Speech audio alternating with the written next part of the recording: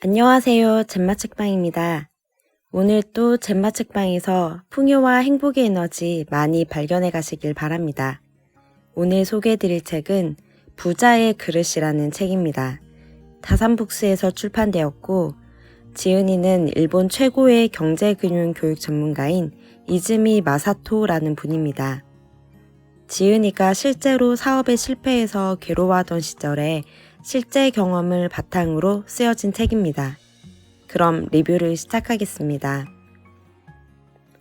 우리는 돈을 가진 순간 쓸까 말까, 쓴다면 언제, 무엇에 쓸까를 선택하게 됩니다.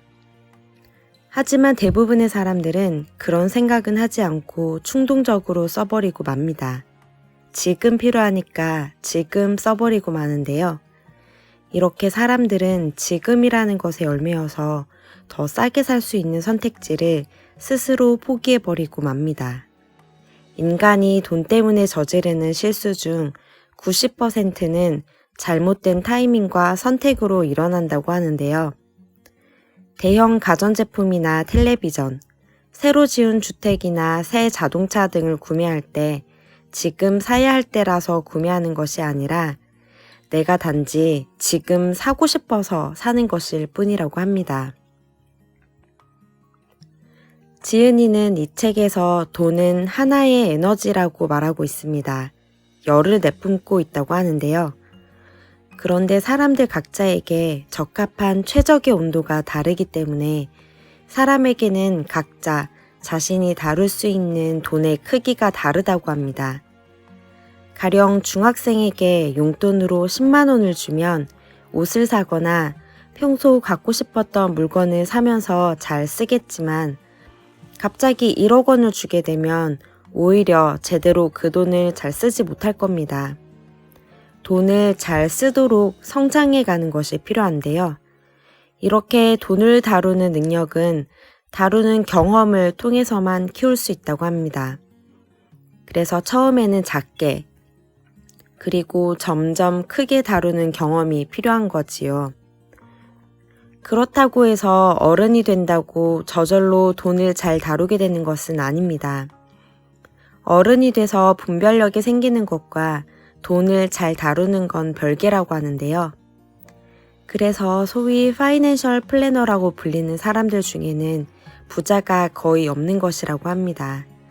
냉정하게 말해서 10억 원을 가져본 적이 없는 사람이 갑자기 복권에 당첨돼서 10억 원을 갖게 되면 절대로 자신이 상상하는 대로 되지 않는다고 합니다.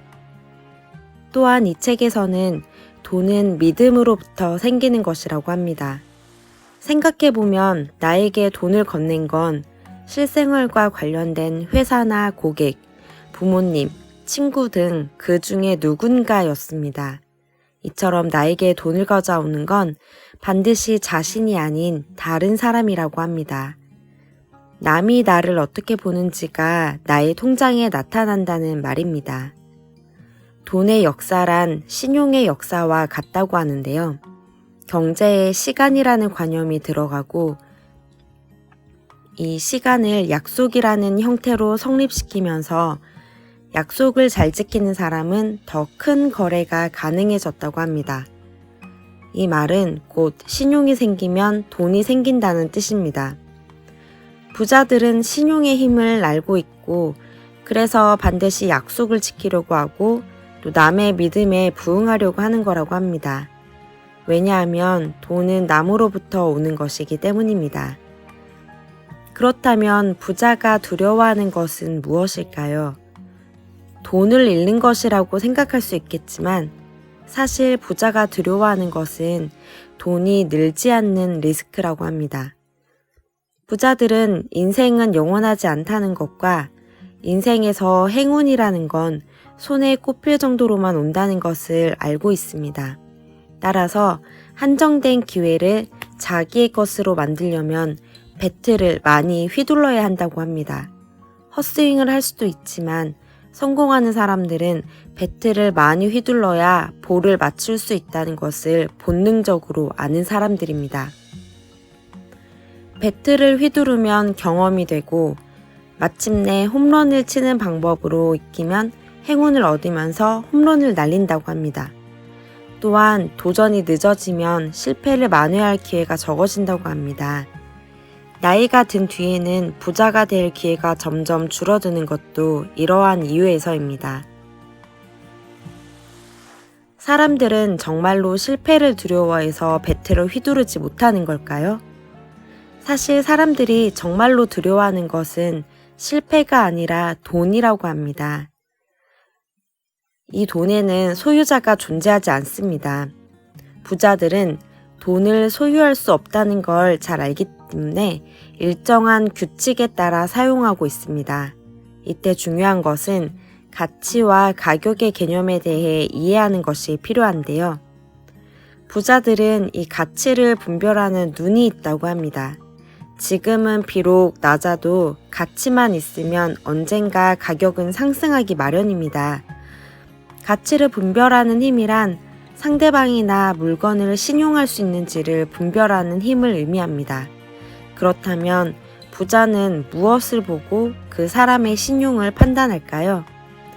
바로 투자 대상의 지난 경력이라고 합니다.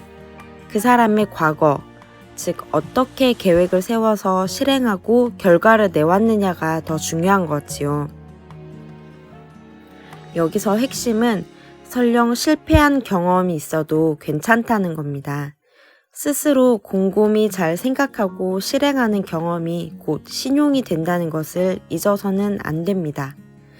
그래서 이 책에서는 그릇을 만드는 데 들이는 시간을 아끼지 말라고 합니다. 돈은 그만한 그릇을 짓는 사람에게만 모인다고 하는데요. 앞서 말한 배틀을 휘두르는 걸 그만둬서는 안 된다고 합니다. 돈에 관한 경험은 다뤄봐야만 쌓이는 것이라고 하는데요. 판단을 잘못 내려 사업에 실패할 수도 있지만 그 경험은 장차 판단을 내릴 때 반드시 도움이 될 것이라고 합니다. 1억 원을 토대로 판단을 내렸던 경험은 1억 원의 그릇이 되어서 나에게 남아있다고 말합니다. 따라서 1억 원을 다뤄본 경험은 무엇과도 바꾸기 어려운 귀중한 재산입니다. 10억 원의 그릇을 가진 사람에게는 10억 원, 1억 원의 그릇을 가진 사람에게는 1억 원이 모이게 됩니다. 앞에서 돈은 반드시 다른 사람이 가져온다고 했는데요. 돈은 세상을 순환하는 흐름과도 같기 때문에 일시적으로 소유할 수는 있어도 언제까지나 소유하지는 못하는 법이며, 그래서 이것을 잘 알고 있는 부자들은 돈을 반드시 누군가에게 맡기거나 빌려주거나 투자하려 한다고 합니다.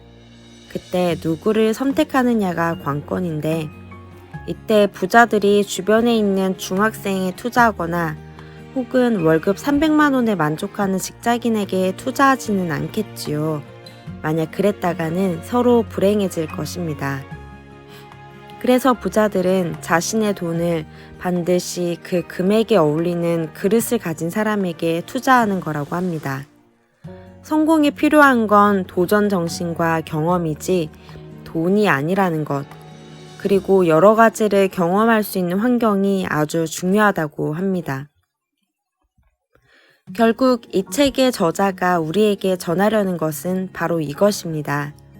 돈 자체의 소중함보다 돈과 어울리는 방식이야말로 자기 자신을 표현하는 길이다. 책의 저자는 돈이란 신용을 가시화한 것이다 라고 했는데요. 이 책의 주요 내용을 다시 정리해보자면, 나에게 돈을 가져다 주는 것은 내가 아니라 다른 사람이며, 돈은 신용이 있는 사람에게만 전달되고, 그리고 신용이 높으면 그만큼 많은 돈이 기회라는 얼굴로 접근합니다. 신용은 지난 행동들의 결과이고, 지난 행동은 하루하루 사고해온 결과입니다. 학교에 가서 공부를 하고, 친구들과 약속을 하고, 직장에서 착실하게 일을 하는 것도 모두 신용을 얻기 위해 하는 행동입니다. 그리고 신용을 얻으면 돈이라는 형태로 남게 되고, 그 돈은 선택지를 늘려주는 도구가 됩니다. 그리고 그 도구가 증가하면 한층 더 알찬 라이프 스타일이 실현되는 것입니다.